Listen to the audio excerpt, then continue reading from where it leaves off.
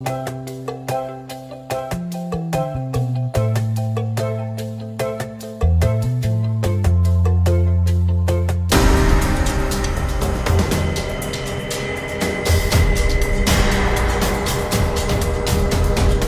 gives me great pleasure to welcome you to the 31st Council meeting of the CARICOM Regional Organization for Standards and Quality.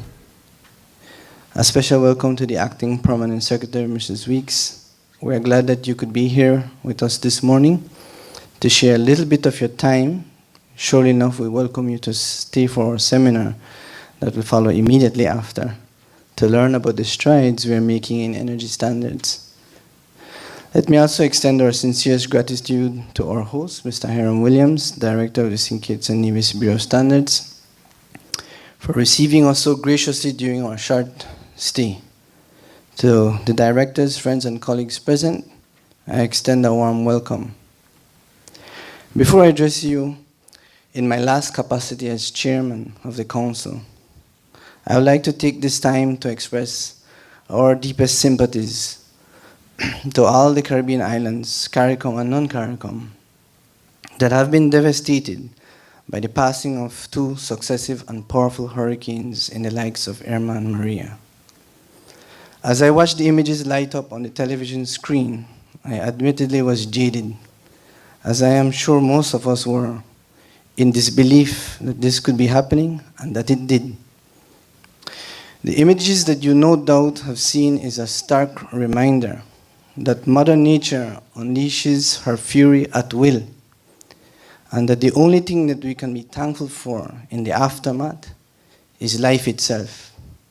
Anything outside of this can be replaced.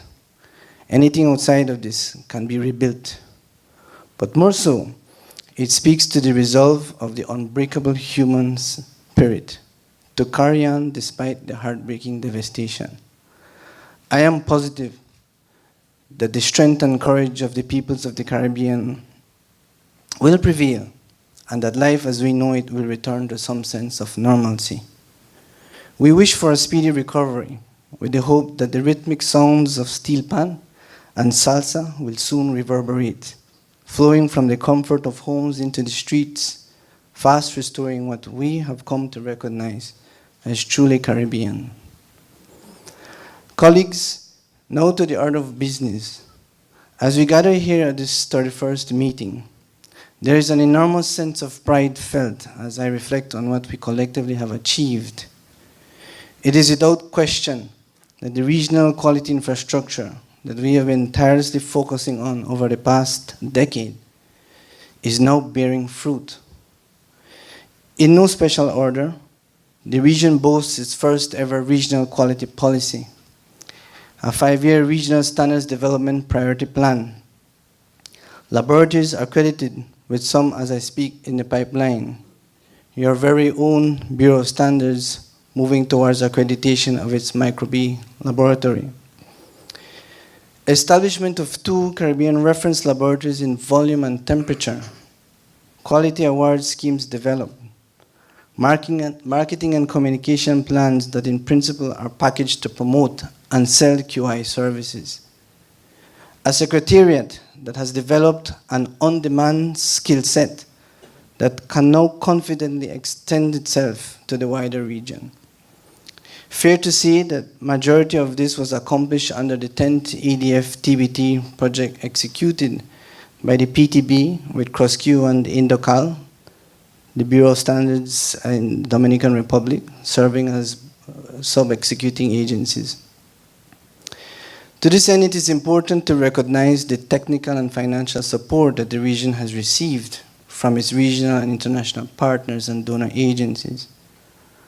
Arms outstretched, it also serves as given testimony that the region has slowly gained the trust and confidence of its partners and agencies, as evidenced in the scaling up of recent initiatives, namely the Caribbean Development Bank, TradeCom, the PTB, to mention a few. As the pool widens, so will the benefits flow towards the continued advancement of the regional quality infrastructure. Colleagues, as we push towards a new frontier, we are bound to encounter challenges.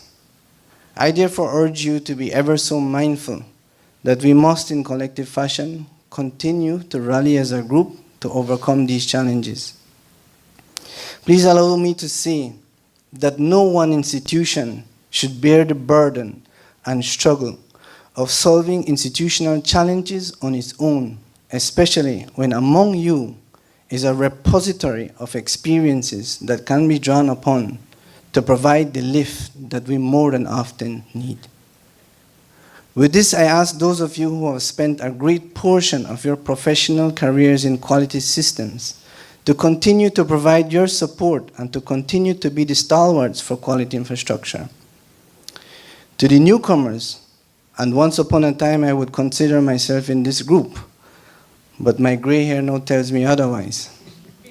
I want to encourage you to be open and willing to bring fresh and innovative ideas to a dynamic field that could never be short of it. If you will allow me, I would now like to personally thank the Council for giving me this opportunity to serve as the chairman. It was indeed an honor and privilege to serve in this capacity for the past 2 years. It was quite an experience, and as I have candidly echoed to some of you, much of the credit is due to the work of the CEO and the staff of the Secretariat. Under the CEO's sound leadership and support, CROSQ is gradually distinguishing itself from the pack, elevating itself as a premier CARICOM organization on this platform for regional quality infrastructure. The CEO continues to thread the needle to ensure that the internal environment at the level of the Secretariat continues to evolve to meet the multidimensional and multidisciplinary needs of the external environment in our region. This has brought to bear a branding strategy that is tightly knit to meet the region's needs in an efficient and effective manner. It should come as no surprise then that we're indeed turning heads. The CEO's effort to draw the attention of regional international organizations to the unfolding of an RQI in the Caribbean has been nothing short of relentless. This pivoted on the successes that the region has been experiencing, despite the multiplicity of needs across an economic and geographical space that may at times appear far and wide. The push for the regional quality infrastructure in the Caribbean to stand its own is an opportunity to explore new frontiers across other regional organizations that not only can assist and support our region, but that can also equally learn from us.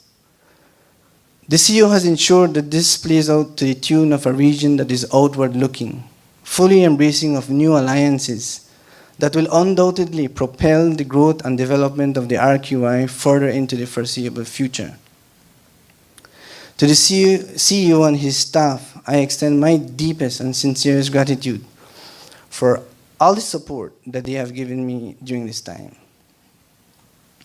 I think it is most appropriate to close with a bold declaration that the regional quality infrastructure is on an unprecedented path of development, and as it continues to gather momentum, I remain ever so excited and positive about its future.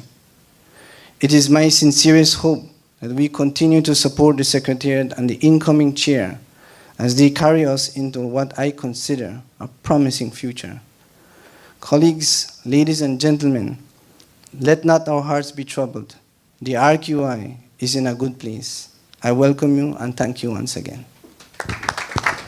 Stay up to date with news, programs, and activities of the government with SKNIS.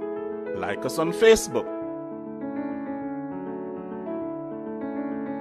Listen to us on SoundCloud.